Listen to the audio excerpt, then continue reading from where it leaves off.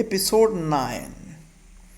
Red റൂമിൽ നിന്ന് തന്നെ പുറത്തുവിടണമെന്ന് ജെയിൻ പല ആവർത്തി കരഞ്ഞു പറഞ്ഞിട്ടും മിസ്സിസ് റീഡ് അവളുടെ ആൻറ്റി അവളെ തന്നെ തനിച്ചാക്കി. ഭയവും വേദനയും സഹിക്കാനാവാതെ അവൾ തളർന്ന് ബോധം കെട്ട് താഴെ വീഴുന്നു.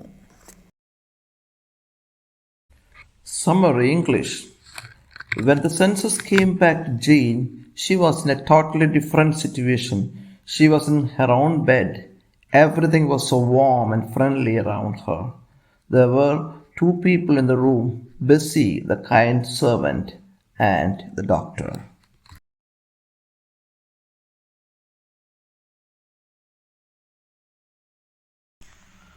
Summary Malayalam.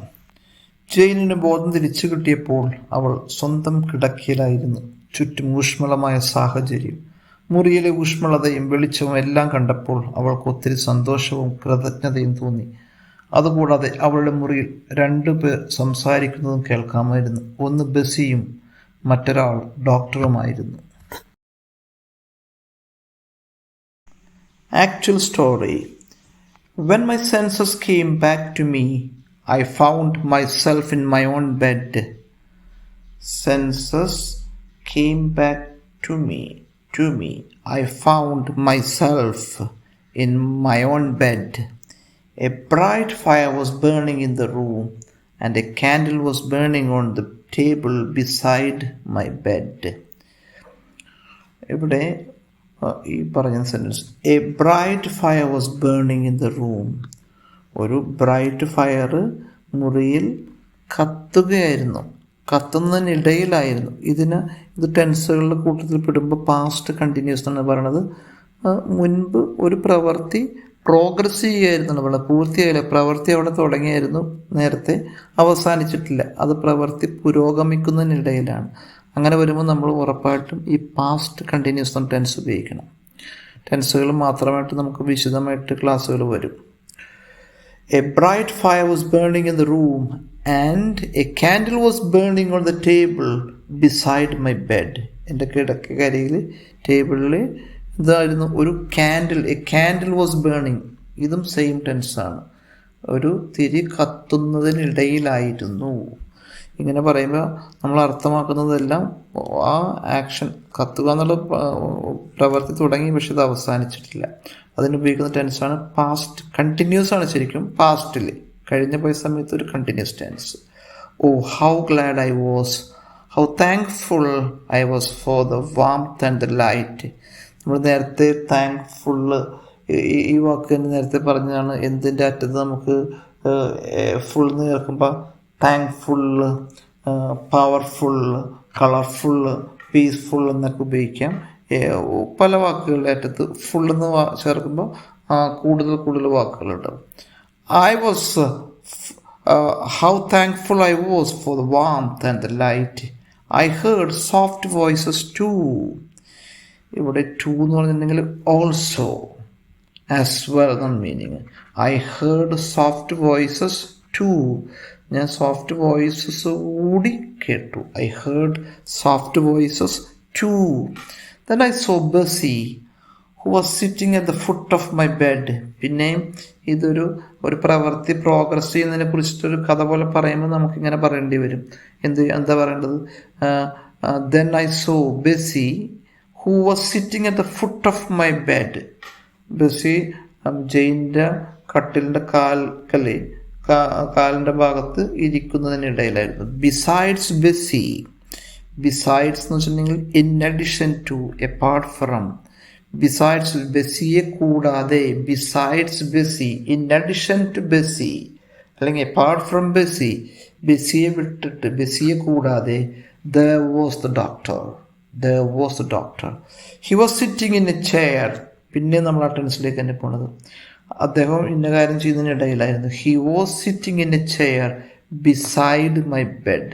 Beside means by the side, beside. He spoke to me softly and kindly. He spoke to me. Speak, spoke, spoken. Speak, spoke, spoken. Speak to. Speak and put it to now. Speak to me. Speak to them. Speak കഴിഞ്ഞ് പലപ്പോഴും ഒട്ടുമിക്കപ്പോഴും തന്നെ speak കഴിഞ്ഞിട്ടുണ്ടെങ്കിൽ ഈ preposition ഉണ്ട്. Speak to. He spoke to me softly and kindly. എങ്ങനെയാണ് സംസാരിച്ചത്? Softly, മൃദുവായി, ആൻഡ് കൈൻഡ്ലി. നമ്മളിത് പറഞ്ഞിട്ടുണ്ട് ഇവിടെ. വാക്കുകളുടെ പ്രത്യേകിച്ചും ആഡ്ജക്റ്റീവ്സ്, നാമവിശേഷണങ്ങൾ സോഫ്റ്റ്, അതിൻ്റെ കൂടെ ly ചേരുമ്പോൾ സോഫ്റ്റ്ലി, മൃദുവായി. ഇനി കൈൻഡ്ലി, കൈൻഡ് എന്നുള്ള വാക്ക് ദയ ഉള്ള. അപ്പോൾ കൈൻഡ്ലി എന്ന് പറഞ്ഞാൽ ദയയോട് കൂടി, കൈൻഡ്ലി. അങ്ങനെ ly ചേർക്കുമ്പോൾ വാക്കുകളുണ്ടാകുമ്പോൾ ക്വയറ്റ്ലി, നിശബ്ദമായി, പൊളൈറ്റ്ലി, മര്യാദയോട് കൂടി, ക്വിക്ക്ലി, വേഗത്തിൽ, ക്ലിയർലി, വ്യക്തതയോട് കൂടി. ഇപ്പം ly ചേർക്കുമ്പോൾ വാക്കുകളുണ്ട്. പലപ്പോഴും അത് ക്രിയാവിശേഷണങ്ങളാവാം അല്ലെങ്കിൽ നാമവിശേഷണങ്ങളാവാം. Okay, right.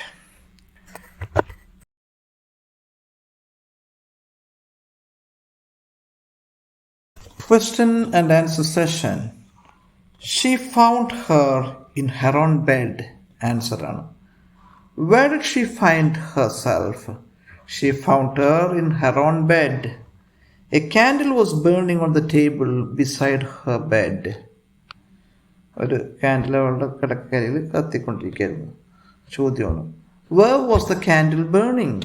A candle was burning on the table beside her bed. She heard soft voices.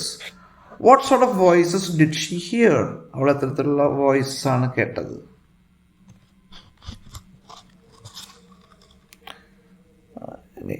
Fourth, Bessie was sitting at the foot of Jane's bed. Where was Bessie sitting? Bessie was sitting at the foot of Jane's bed. He was sitting in a chair beside her bed. Question. Where was he sitting? He was sitting in a chair beside her bed. He spoke to her softly and kindly. Question. How did he speak to Jane? He spoke to her softly and kindly. A real life story. I killed a civet with a single stone.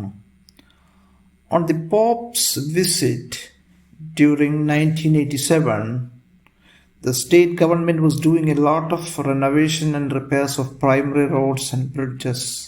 My brother, Mr. Joseph, too, had taken up a link road construction on Paladivattam Highway. At that time, I was assisting him at the site as a supervisor.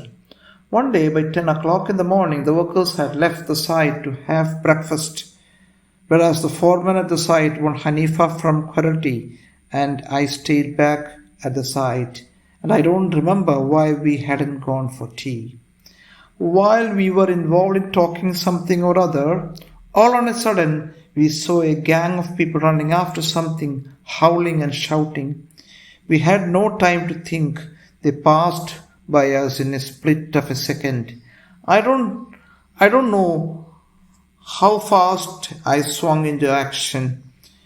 We were sitting on a stack of 40 granite stones which were meant for the road construction. I thrust both my hands in the stack and picked 2 stones in each hand. The moment I got the stones, I felt in my bones they were the right size and right weight. The object they were running after I saw just a flash, and I threw the first stone at it. I thought it was a rabbit, and my stone hit it straight with no miss. Without wasting any time, I ran to it, and to my surprise, it was not a rabbit, but a civet. The stone had wounded him badly, and when I tried to pick him up, it began biting me. Immediately, I caught him by his neck and handed it to Hanifa, the foreman, who too had followed me.